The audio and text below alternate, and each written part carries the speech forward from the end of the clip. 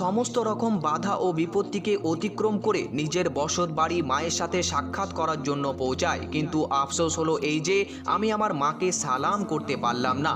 যে আল্লাহ আপনার উপর রহমত বর্ষণ করুন। আজ বাংলাদেশের বড় বড় মৌলানাদের মধ্যে আব্দুর রহমান আল জামিকে গণ্য করা হয়।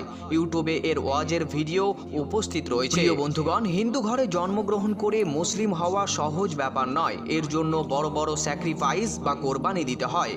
কোনো সময় নিজের ভাই বোন, আত্মীয় স্বজন, সন্তান সন্ততি, এমনকি নিজের দেশ পর্যন্ত ছেড়ে বাবা মাকেও ছাড়তে হয়, যেমনটা এই ভিডিওতে আপনি দেখলেন। প্রিয় বন্ধুগণ, আপনারা সকলেই এই দোয়া করুন যে যখনই এই মৌলানা দ্বিতীয়বার আবারও তার মায়ের সাথে দেখা করতে যায়, তখন যেন তার মাকে সালাম পেশ করতে পারে এবং তিনি যেন ইসলামের ছায়াতলে চলে আসেন। আল্লাহ পাক রব্বুল আলামিন এনার মাকে হেদায়াত নসিব করুন। আমিন সুম্মা আমিন।